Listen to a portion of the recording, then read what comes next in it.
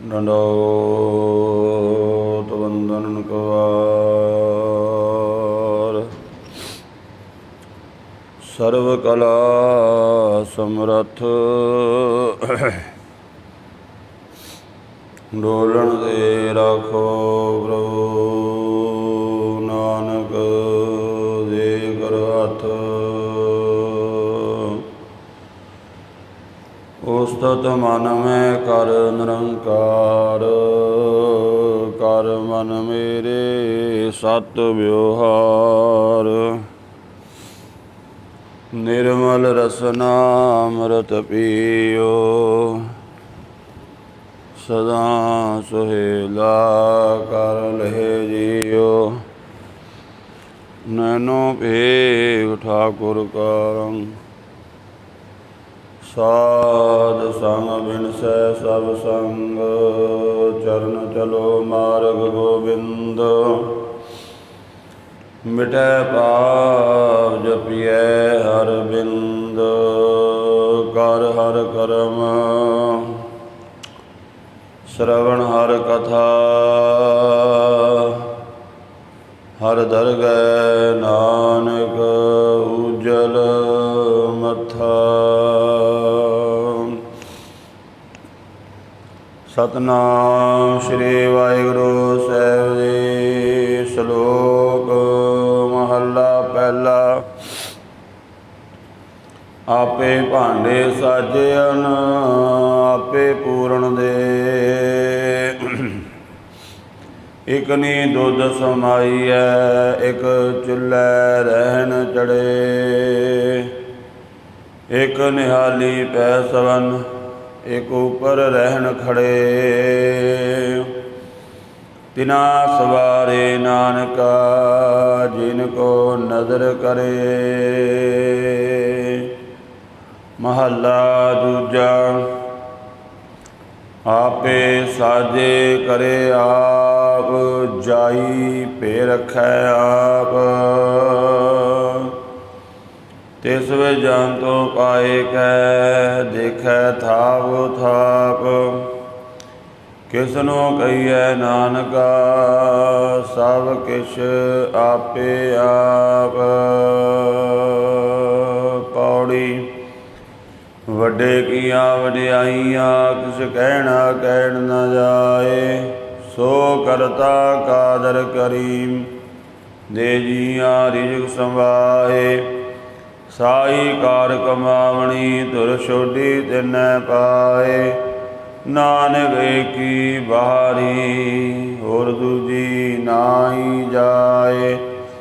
सो करे जित सैर जाए सो करे जित सैर जाए। शुद्ध। वाहिगुरु जी का खालसा वाहिगुरु जी की फतेह। गुरु रूप साध संगत जीओ। गुरबाणी दी जो लड़ीवार कथा इस पावन अस्थान ते चल रही है तिस दे तहत आसा की वार दी अखीरली जो 24ਵੀਂ पौड़ी है ਅਤੇ ਉਸ ਦੇ ਨਾਲ जो 2 श्लोक आए ने पाठ आप जी ने ਸਰਵਣ ਕੀਤਾ है। आसा की वार दी इत्थे संपूर्णता हो रही है। ये पावन अमृत बचन श्री गुरु ग्रंथ साहिब महाराज जी दे पावन अंग 475 ते सुभाएमान ਹਨ।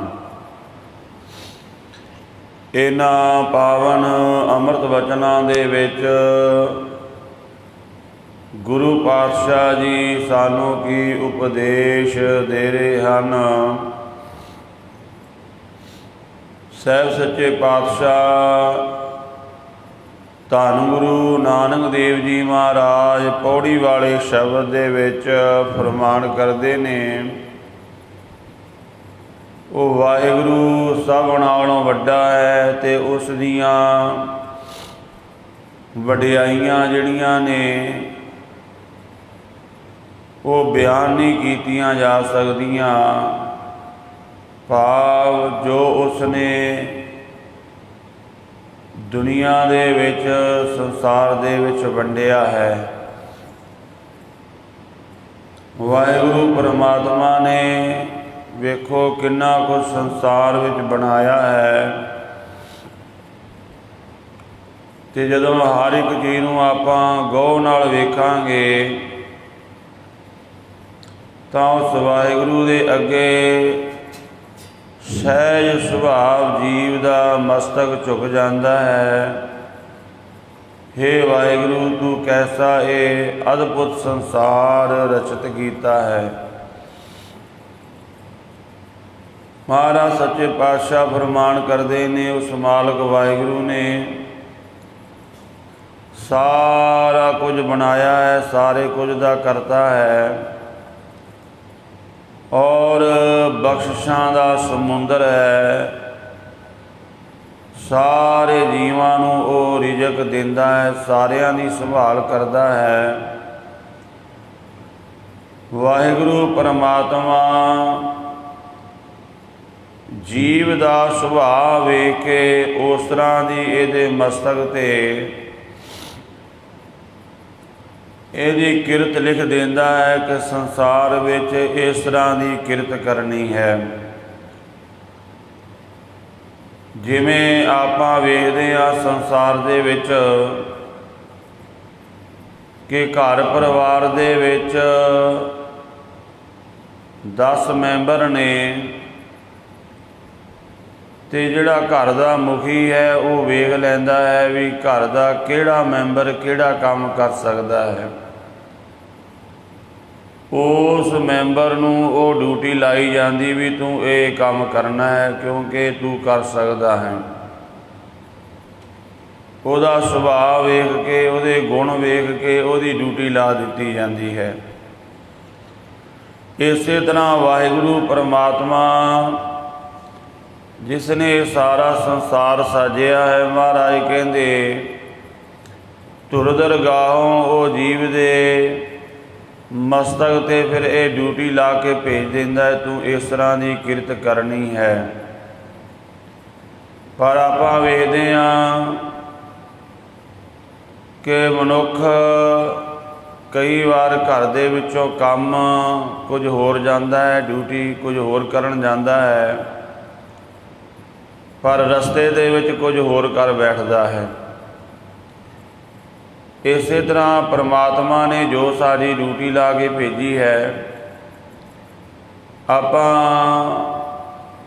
ਗਾਫਲ ਹੋ ਕੇ, ਅਚੇਤ ਹੋ ਕੇ ਉਸ ਡਿਊਟੀ ਨੂੰ ਭੁੱਲ ਕੇ ਹੋਰ ਪਾਸੇ ਲੱਗ ਜਾਂਦੇ ਹਾਂ।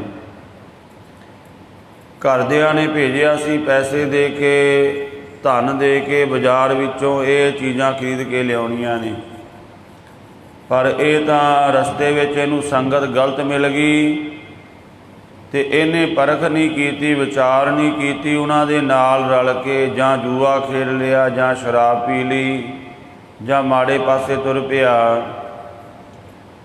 ਹੁਣ ਡਿਊਟੀ ਕੁਝ ਹੋਰ ਲੱਗੀ ਸੀ, ਪਰ ਅੱਗੇ ਸੰਗਤ ਗਲਤ ਮਿਲ ਗਈ ਤੇ ਇਹਨੇ ਆਪਣੀ ਵਿਵੇਕ ਬੁੱਧੀ ਨੂੰ ਨਹੀਂ ਵਿਚਾਰਿਆ, ਵਿਚਾਰ ਨਹੀਂ ਕੀਤੀ ਵੀ ਮੈਂ ਕਿਹੜੇ ਕੰਮ ਆਇਆ ਤੇ ਲੱਗ ਕਿਹੜੇ ਕੰਮ ਚੱਲਿਆ ਹਾਂ।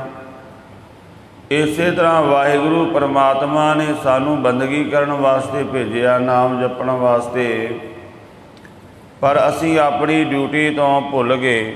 ਜੋ ਕੰਮ ਭੇਜਿਆ ਸੀ ਉਸ ਕੰਮ ਨੂੰ ਭੁੱਲ ਕੇ ਹੋਰ ਪਾਸੇ ਲੱਗ ਗਏ ਤੇ ਗੁਰੂ ਮਹਾਰਾਜ ਚੇਤੇ ਕਰਾਉਂਦੇ ਨੇ।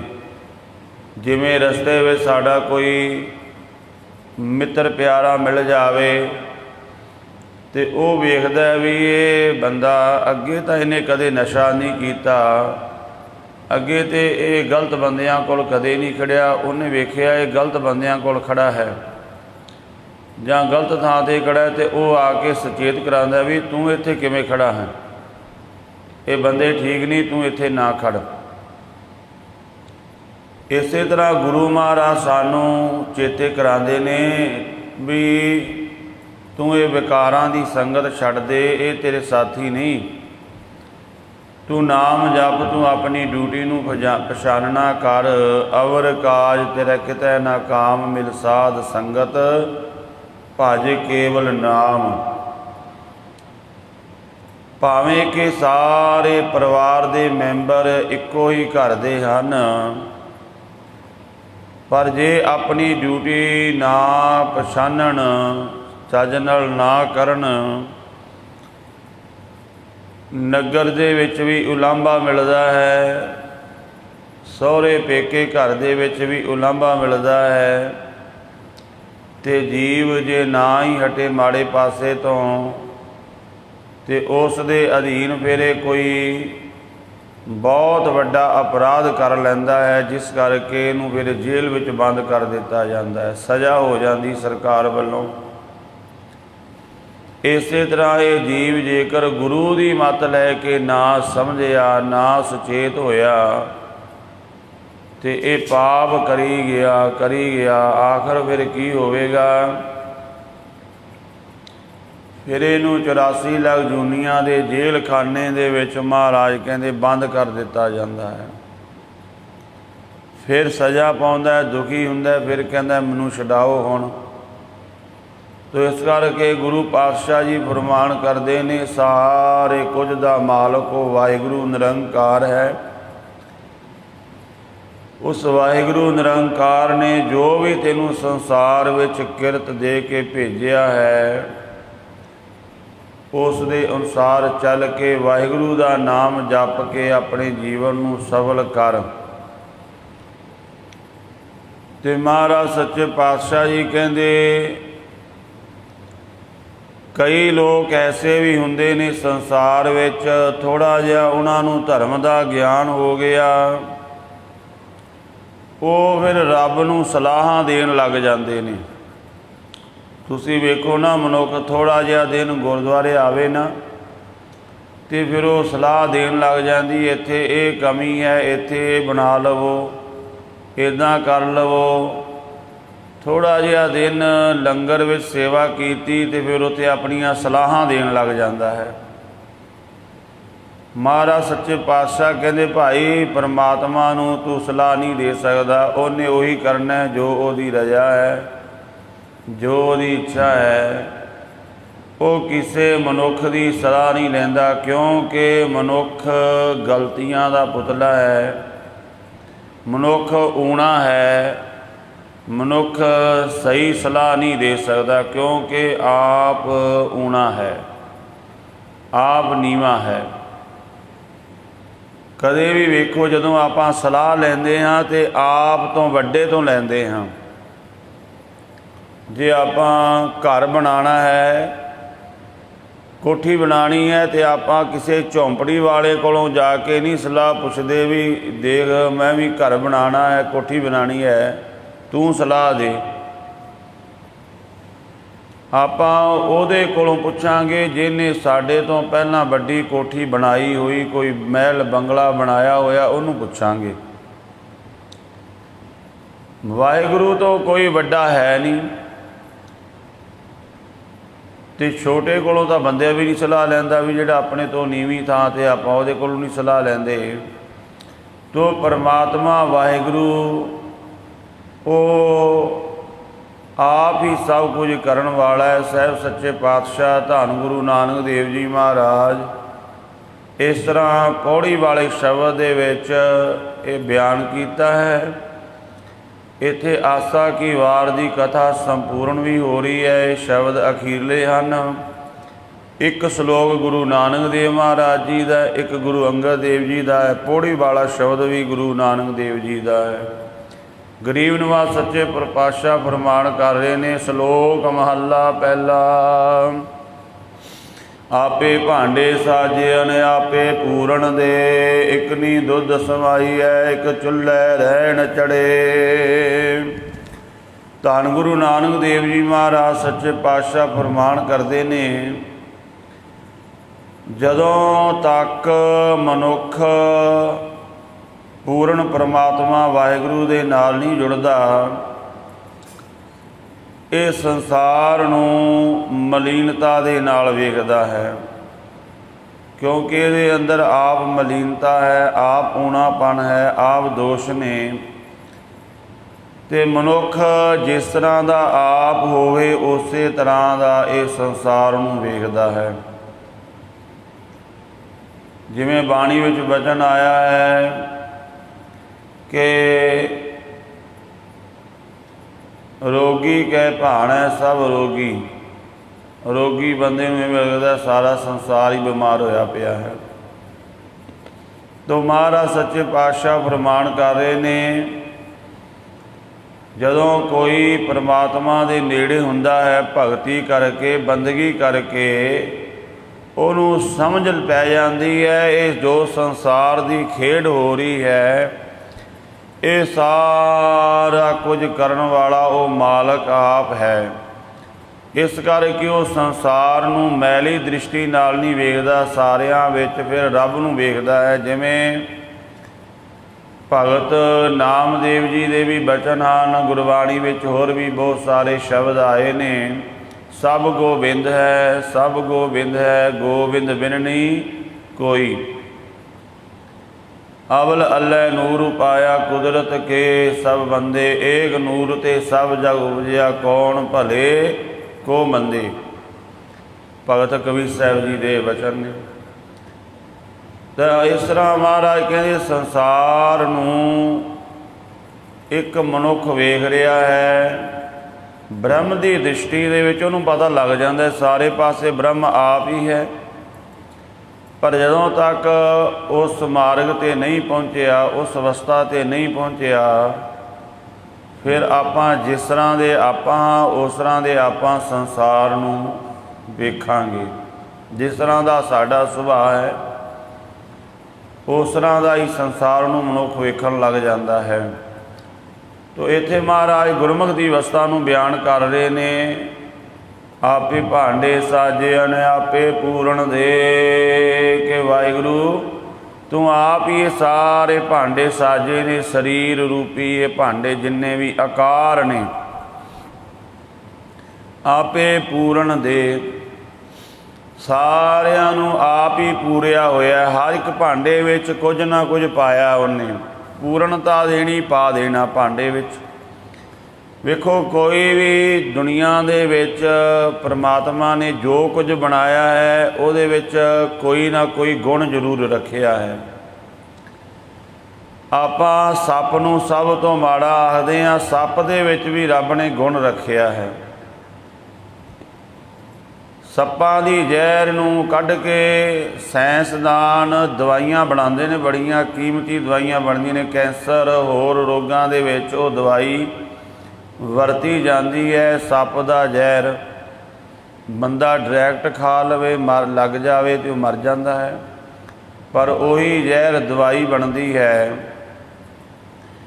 क्योंकि परमात्मा ने हर एक भांडा, कोई भी भांडा है, शरीर है, आकार है, पशु पंछी जानवर कीड़े मकोड़े जो भी है, सारियां नूं पूर्णता दिती, भाव सारियां विच कुछ ना कुछ पाया होया है।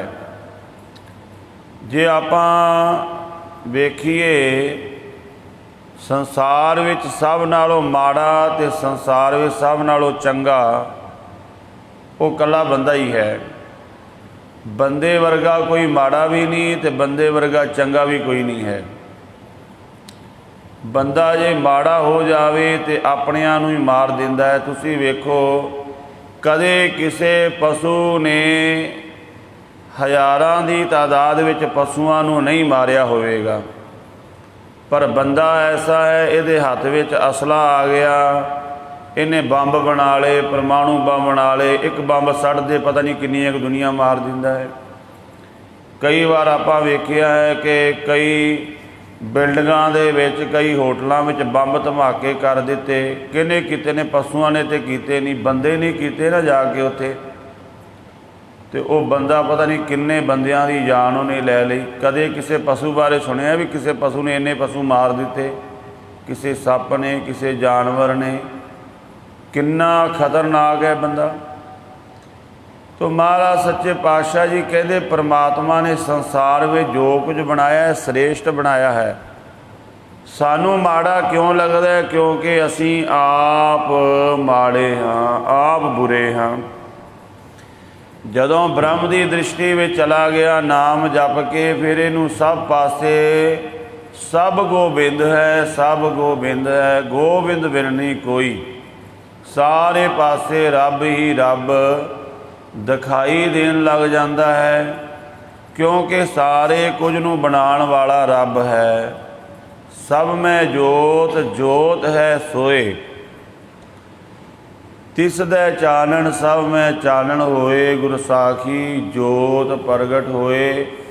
गुरु की सिक्ख्या नाल वो जोत दिखाई देन लग पैंदी है सारियां विच। जो रब्बी जोत जग रही है ना, मनुख नूं आपां नूं तां अपने अंदर ही दिखाई नहीं दिती, पर जदों कोई रब विच भेद हुंदा है गुरु की सिक्ख्या लैके। इत्थे गुर साखी का भाव है गुरु की सिक्ख्या। रब है तां सारियां दे अंदर, पर महाराज कहंदे गुरु की सिक्ख्या नाल वो प्रगट हुंदा है, दिखाई देन लग पैंदा है सारियां दे विच। जिवें पानी दे विच बिजली भी छुपी हुई, पानी विच बड़ा कुछ छुपिया होया है, पर उहनूं प्रगट करन दी विधि है। आपां जे 400-500 साल पिछे चले, बिजली का नाम निशान भी नहीं सी, पर किसी ने बड़ी गौरता दे नाल डूंघाई नाल खोज कीती ते बिजली नूं प्रगट कीता पानी दे विचों। ऐसा नहीं भी पानी विच बिजली होनी है, पहलां जदों दुनिया बनी उदों दी सी, पर प्रगट करन वाला कोई विरला आया। इस तरह रब की जोत सारियां दे अंदर है, पर उहनूं प्रगट करन वास्ते बड़ी बरीक समझ चाहिदी है, बड़ी मेहनत की लोड़ है, बड़ी खोज की लोड़ है। एक बंदे ने बिजली पैदा की, सारी दुनिया सुख लै रही है, आनंद लै रही है बिजली तो। इस तरह जदों कोई उस रब्बी जोत नूं प्रगट कर लैंदा है तो उहदे नाल होर संसार का भी भला हुंदा है। ये बाणी रब्बी जोत प्रगट हुई है तो देखो पता नहीं किन्नी क दुनिया गुरबाणी तो लाहा लैंदी, किन्ने क लोग दुखी गुरबाणी नाल जुड़दे ने, सुख मिलदा है। तो महाराज सच्चे पातशाह कहंदे नाम का अभ्यास करके वो दृष्टि मिल जाती है जिहदे विच ब्रह्म दिखाई देन लग पैंदा है। तो वो अवस्था नूं महाराज बयान कर रहे ने, आपे भांडे साजियन आपे पूरण दे। हे वाहिगुरू तू आप ही ये सारे भांडे साजे ने, जिन्ने भी आकार ने आपे उन्होंने पूर्णता दिती हुई। कोई ना कोई हर एक मनुख दे विच गुण है, हर एक वस्तु दे विच गुण है। वो गुण ही सानू रब तक लै जा सकता है, बस उसनूं पछाणन की लोड़ है। तो महाराज सच्चे पातशाह फरमान करते हैं, एक नी दुध समाई है एक चुल्हे रहन चढ़े। इस वाहिगुरू की बनाई हुई कायनात दे विच दुनिया दे विच इकना दे विच दुध भाव भगती दैवी गुण समाए हुए ने। एक चुल्हे रहन चढ़े, एक ऐसे ने ਜਿਹੜੇ दुख पा रहे ने हर समय। चुल्हे ते चढ़े रहना भाव अग दे विच तपदे रहना। ਇਹਦੇ ਵਿੱਚ रब का कोई दोष नहीं, क्योंकि महाराज पौड़ी वाले शब्द विच बयान कर दिता है कि जीव का सुभाव वेख के उस तरह के काम उसनूं ला दिता, उस पासे परमात्मा नूं भेज दिता। जिवें आरंभ विच बेनती की है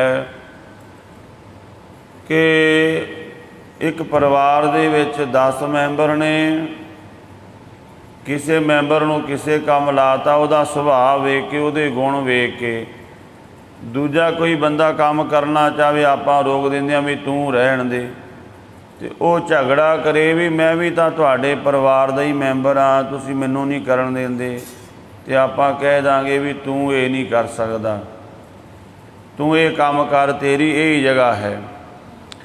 इस तरह गुरमुखो परमात्मा वाहिगुरू जीव का सुभाव वेख के कर्म वेख के इनू उस तरह की कार दे दिंदा, उस तरह का जीवन इहदा बना दिंदा है।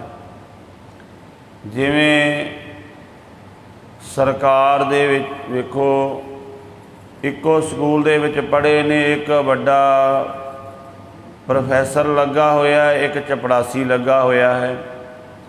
तो वो बंदे जिहड़ा चपड़ासी लगा वो झगड़ा करे भी ये जिहड़ा प्रिंसीपल बनया प्रोफैसर बनया है ये मेरे नाल ही पढ़िया है, इक्को स्कूल में पढ़े हाँ, तो ये फर्क क्यों है? सरकार नाल झगड़ा करे जाके वो सरकार आखेगी तू इन्नी मेहनत नहीं की जिन्नी मेहनत उन्हें की है, भावें इक्को स्कूल में पढ़े हो पर वो पढ़ाई में तेरे तो बड़ा अगे है।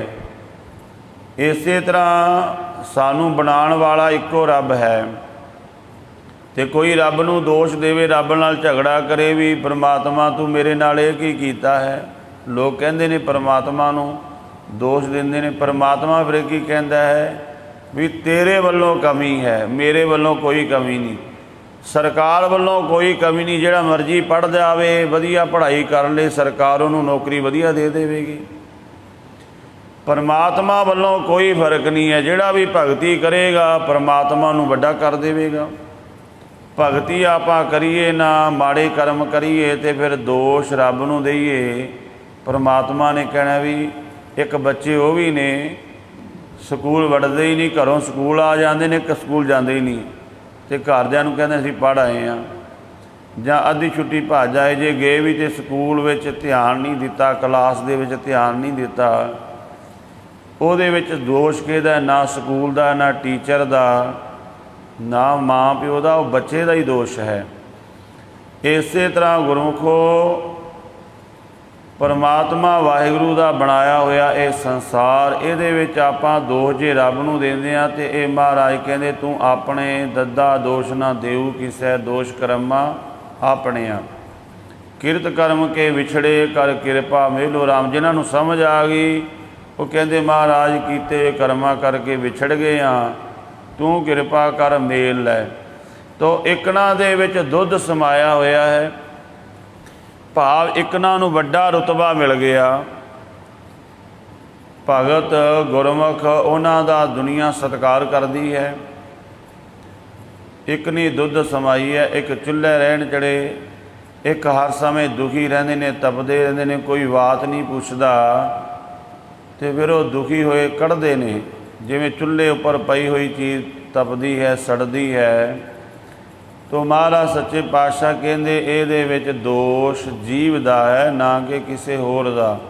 एक निहाली पै सवन एक उपर रैण खड़े, एक वधिया निहाली दा नाम है रजाई तलाई दा, वधिया बिस्तरियां ते आराम करदे ने।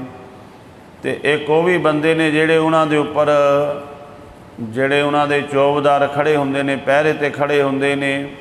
जां पुराने समियां विच की हुंदा सी, जिहड़े धनाड़ लोग हुंदे सी ना, गर्मी विच की करदे सी, एक बंदा रख लेना 2-3 महीने वास्ते, छत दे विच वड्डा सारा पखा बन लेना, जदों उन्होंने सौ जाना उस नौकर ने वो पखे नूं हिलाई जाना सारी रात जां दिने भी।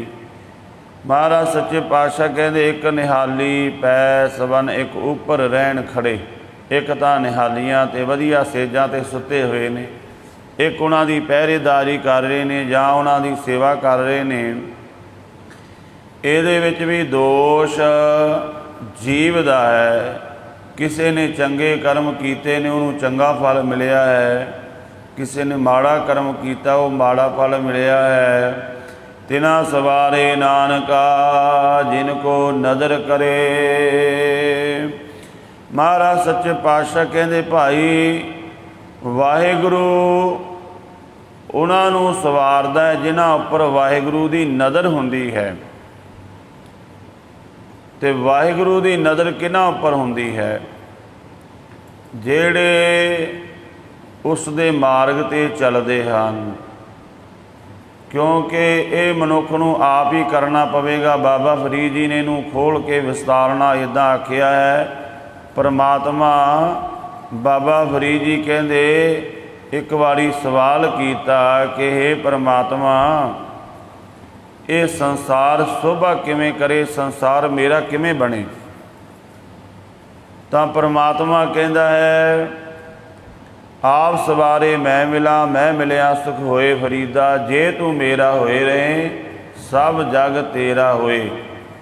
अपने आप नूं सवार पहला, ਸਵਾਰਨ ਤੋਂ ਭਾਵ ਕੀ ਆਪਣੇ ਵਿੱਚ ਦੈਵੀ ਗੁਣ ਧਾਰਨ ਕਰ, ਚੰਗੇ ਗੁਣ ਇਕੱਠੇ ਕਰਨ ਲੱਗ ਜਾਵੋ। ਜਿਵੇਂ ਜਿਵੇਂ ਮਨੁੱਖ ਚੰਗੇ ਗੁਣ ਇਕੱਠੇ ਕਰਦਾ ਹੈ, ਉਹ ਆਪਣੇ ਆਪ ਨੂੰ ਸਵਾਰਦਾ ਹੈ, ਤਾਂ ਉਹ ਪ੍ਰਵਾਨ ਹੋ ਜਾਂਦਾ। ਆਪਾਂ ਵਧੀਆ ਘਰ ਕਿਉਂ ਬਣਾਉਂਦੇ ਹਾਂ? ਘਰ ਵਿੱਚ ਵਧੀਆ ਸਮਾਨ ਕਿਉਂ ਲਿਆ ਕੇ ਰੱਖਦੇ ਹਾਂ? ਜੇ ਆਪਣਾ ਘਰ ਟੁੱਟਾ ਫੁੱਟਾ ਹੋਵੇ, ਪਾਟੇ ਕੱਪੜੇ ਪਾਏ ਹੋਣ, ਬੁਰਾ ਹਾਲ ਹੋਵੇ, ਕੋਈ ਸੰਸਾਰ ਦਾ ਬੰਦਾ ਆਪਣੇ ਕੋਲ ਨਹੀਂ ਆਵੇਗਾ। ਪਰ ਜੇ ਤੁਹਾਡਾ ਘਰ ਵਧੀਆ, ਵਧੀਆ ਕੱਪੜੇ ਪਾਏ ਨੇ, ਤੁਸੀਂ ਜਾ ਰਹੇ ਹੋ, ਰਸਤੇ ਵਿੱਚ ਕੋਈ ਤੁਹਾਨੂੰ ਮਿਲਿਆ, ਉਹ ਸਤਿ ਸ੍ਰੀ ਅਕਾਲ ਬੁਲਾਏਗਾ। ਤੁਹਾਡਾ ਜਿਹੜਾ ਪਹਿਰਾਵਾ ਦੇਖ ਕੇ, ਤੁਹਾਡੀ ਟੌਰ ਵੇਖ ਕੇ, ਤੁਹਾਡਾ ਵਧੀਆ ਘਰ ਹੈ, ਰਿਸ਼ਤੇਦਾਰ ਭੈਣ ਭਾਈ ਵੀ ਆਉਣਗੇ, ਕਿਉਂਕਿ ਸਵਾਰੀ ਹੋਈ ਚੀਜ਼ ਸੋਹਣੀ ਲੱਗਦੀ ਸਾਰਿਆਂ ਨੂੰ।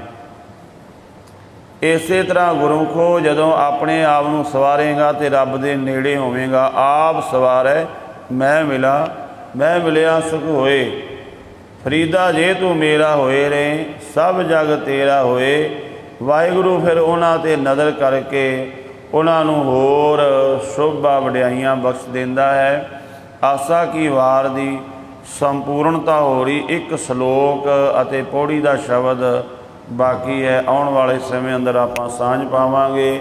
ਸਤਿਗੁਰੂ ਦੀ ਬਾਣੀ ਅਗਾਧ ਬੋਧ ਹੈ। ਵਿਚਾਰਾਂ ਕਰਦਿਆਂ ਹੋਈਆਂ ਭੁੱਲਾਂ ਦੀ ਖਿਮਾ ਜੀ। ਵਾਹਿਗੁਰੂ ਜੀ ਕਾ ਖਾਲਸਾ, ਵਾਹਿਗੁਰੂ ਜੀ ਕੀ ਫਤਿਹ।